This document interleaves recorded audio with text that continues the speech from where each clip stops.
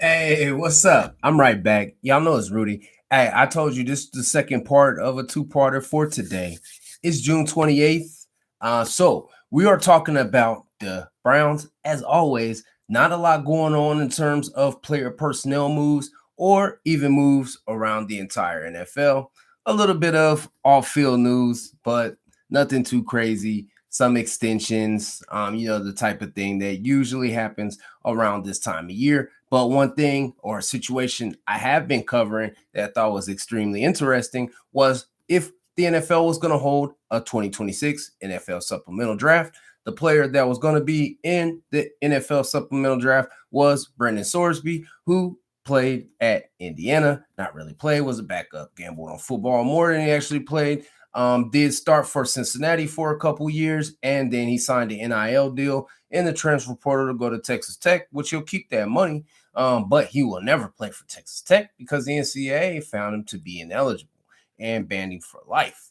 Now, what happened was I covered this multiple times, more than I wanted to, but Sorsby won an injunction in Texas to play the season at Texas Tech after he was suspended by the NCAA. NCAA probably not too happy about that because they used to have that type of power. But since NIL's come around, I don't think they've really successfully suspended anybody, right? But the NFL and the NCAA, definitely the NFL used the NCAA as their feeder system. So I'm sure they want to keep that relationship strong.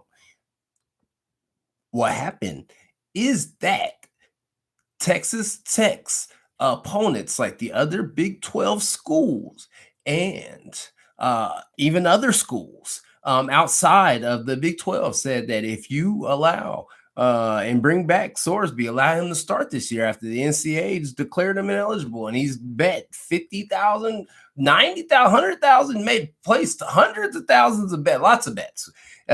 If you allow him to come back, we won't play you. We won't schedule you, and we won't just not play you in football. We won't play you in multiple sports.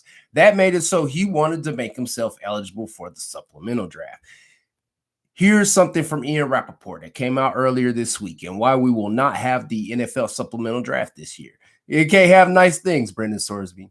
In short, based on timing, inability to investigate the gambling issues in time, and the hope to avoid a distraction for teams prior to the season, there will be no draft. There is no other avenue for Sorsby to enter the NFL. So basically, in Rappaport, by I guess X Twitter, says the NFL has informed teams that it will not be holding a supplemental draft, meaning that Texas Tech QB Brendan Sorsby will not be eligible to enter the NFL in 2026. So this was on June 23rd. The CBA, that was Tuesday, I believe. The CBA allows the league to decide whether to hold a supplemental draft, and this year it won't. All right. Since then, also, Brendan Sorsby did see if he could play in the CFL this year. They have not allowed him entry. And I think that the NFL showed that its stance on gambling, despite maybe some saying that it's somewhat hypocritical with gambling now being legal in most states. Just about anybody can find a way to gamble online through their phone. Just say you're 18. But it is, technically, not technically, it's illegal, right, for underage gambling. And at the time, if 21 is the legal age, Brendan Sorsby was doing underage gambling. Not only that, obviously he bet on his own team, Indiana. Monken came out and made a stance. I think a strong stance or a quote statement about it as any coach in the league, and said basically we've seen in other sports, Pete Rose, the best example, guys, receive lifetime bans for gambling, whether, especially on their own team, but, on the sport in particularly that they play, right? Because there could be inside information, all kind of things. It just opens up to all kind of corruption. We've kind of seen the probe and some of the things that are going on in basketball right now. And there's just a very interesting dynamic. in terms of gambling right now in the country and where it's at and where, how it's becoming more widespread but more accessible again through people's phones. Online gambling. I don't have any online gambling sponsors. I'm not a big, gambler myself, right? Big Root Promotions and Entertainment does not at all advise or condone underage gambling. But if you are going to gamble and you're going to gamble responsibly, that's on you as an adult. But I think what we've seen here, though, was the NFL making a stance with inaction. That's very interesting, right? That's an interesting way to put it. So they made a stance with inaction. So their action or inaction was to actually not hold this year's NFL supplemental draft. Now, one of the interesting questions or dynamics will be in time to see what Sorsby's eligibility status is to be an NFL player as he enters the 2027 draft. There was an NFL, I would say, quote. I think it might have been from Goodell, possibly, but it stated something along the effect of, or the NFL statement, if it was Goodell, that they just want to see him, seek help through time, and he's got a bright future in the league, but they want to see him focus on getting ready for the 27 draft. So it makes it seem as if he'll be eligible to be drafted for sure, and a team likely will. Will that value be diminished? I would say, right? And not only the fact that, he was at highest late first rounder, which if you don't get drafted in the first round, generally you're going to fall into the third round. A lot of people don't get drafted in the second round. I mean, there's examples, Jalen Hurts, right? But because of what will be his rust at that point, right? With sitting out a season, not being able to prove himself or improve his game at Texas Tech, and because of the stain, the stink that surrounds this incident and him and the gambling, and any potential suspension, future suspension that the NFL might impose, like a year suspension once he comes in the league, several games, whatever the case may be. They may not have been interested in doing that, and that's why they just said, you know what, we're not having the supplemental draft this year.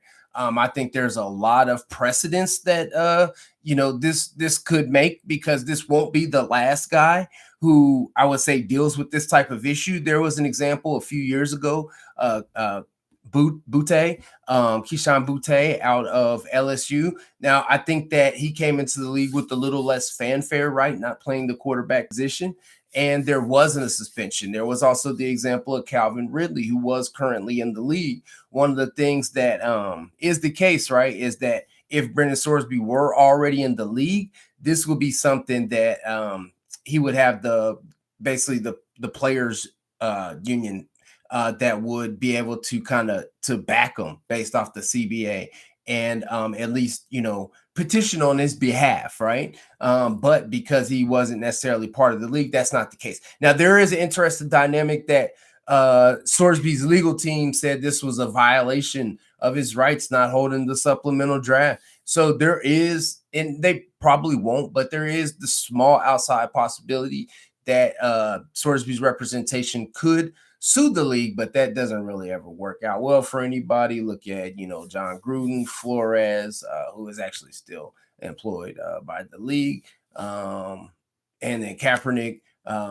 But doing that, I would say, create a hostile work environment if you want to sue your future employer before you ever even are employed. Technically, right? That's probably not a good look, and it's probably a good way to not actually even be drafted. You know what I mean? Like, a team probably wouldn't even want to take a chance on them at that point, because again, it's a stink and a stain around it. And again, don't forget about the aspect of, if and when he does come in the NFL and he throws a bad pick, or a dirt ball, like a bad incompletion, that's at somebody's feet, people are going to speculate, wonder as if he placed bets on, how many completions you have, incompletions, location of a completion. Who knows how advanced it may be at this point. But I do think that there's a message to be taken from this. Gambling is not something to be taken lightly, especially in sports. It does threaten the integrity of the sport, especially if you're gambling on your own sport. So I guess there's lots of examples or analogies, comparisons to be used. One can drink alcohol, for example, if they are over 21.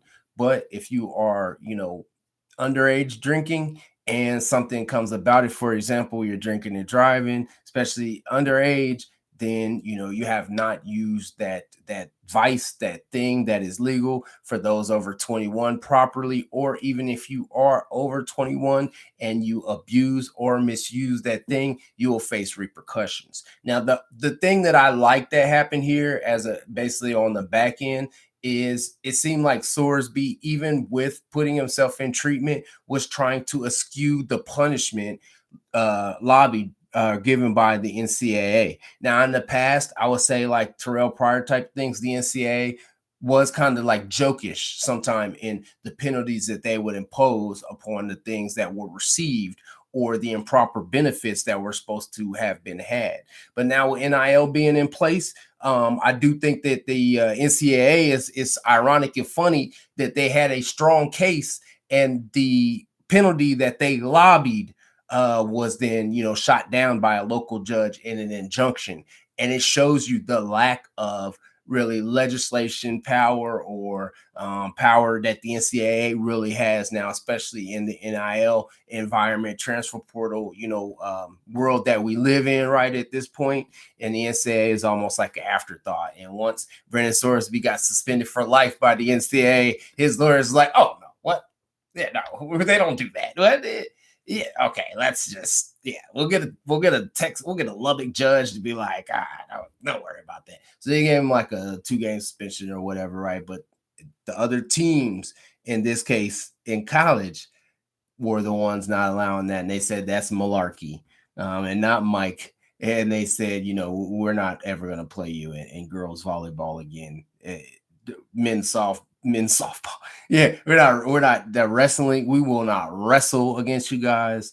Lacrosse, oh, forget about it. No, Texas Tech, take them off the list. We're not going to Lubbock. So Texas Tech told Sorsby to keep his money, and now he's basically in a limbo, man, where, he can go to the UFL possibly. UFL just finished their season, so actually that's not a possibility because they'll be after the NFL season. I just thought about that. Oh, right. So maybe a miscalculation, missteps. I don't know, but it seemed like Sorsby's team was throwing everything at it. I will say there was one last thought I wanted to give to this, is if Sorsby had have shown more contrition, right? If he had have been a little bit more hat in hand, I realized what I did was wrong.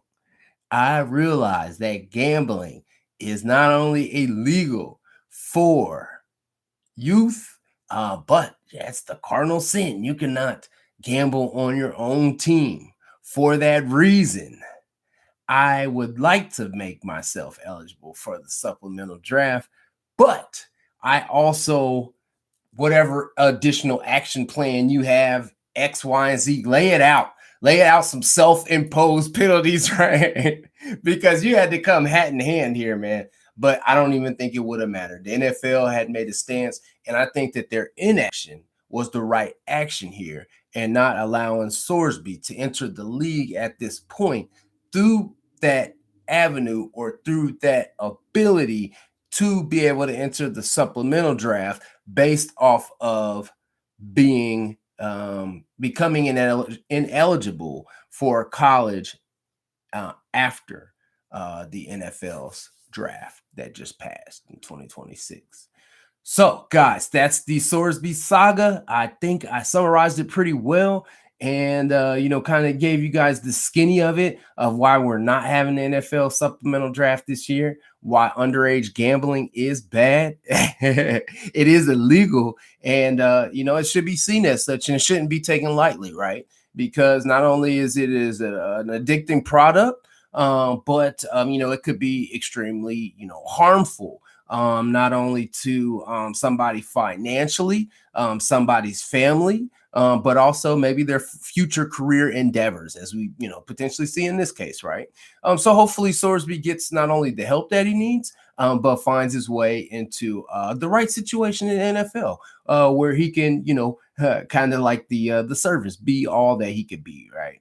I would like to see that for Sorsby as a former, Cincinnati quarterback. But I do think that, man, you gotta pay your dues. Like you did mess up, right?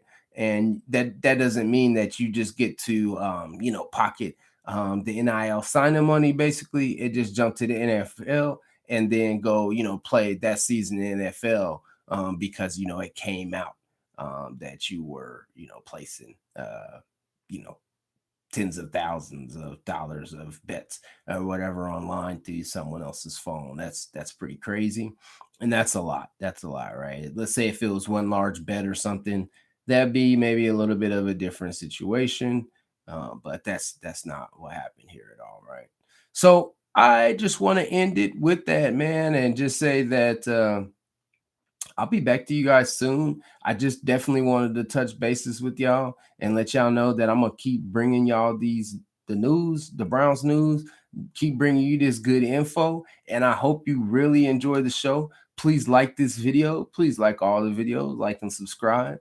I dropped my Cash App on previous shows. You could do that. We'll kind of develop, maybe some better systems, in terms of ways, you can contribute or support the show, maybe some merchandising, because y'all know I do stay fly and said wearing the 12 jersey today. I'm a 12 player tee. I'm gonna throw on the 2 for y'all, right? Because y'all know he switched numbers. But much love to all the viewers, to everybody out there, all Browns fans, nothing but love. But some of y'all, I'll be having to check, like, again, with the crazy trade rumors and stuff. So don't think I won't pop up, right? Y'all know what it is. Honestly, man, I might go ahead and just grab this moniker right here, the most gangster Browns analyst out there, right? So I'm gonna keep bringing you Browns only. I ain't gonna stop. Y'all can keep checking for me. I'm right here. I'll be back very shortly. But just know, the next time y'all talk about trading one of my boys, whether it's Denzel Ward or Shador or whoever, I'm gonna pop up on y'all and I'm be like, man, what you talking about, Rizzo? Man, come on, man. We taking calls for everybody, man. Everything for sale. What you talking about, man? But hey, for real, don't come around here with none of that stuff, though. You trying to stir things up for views and clicks and everything. Hey, we don't do it like that. Well, I think a lot of the media does, but I just want to keep bringing y'all this information and hopefully y'all enjoy it. So I'll be back with y'all real soon. Thank you again for checking out the show. Thank you. Love you guys. Peace. Take care of each other. Be back very shortly.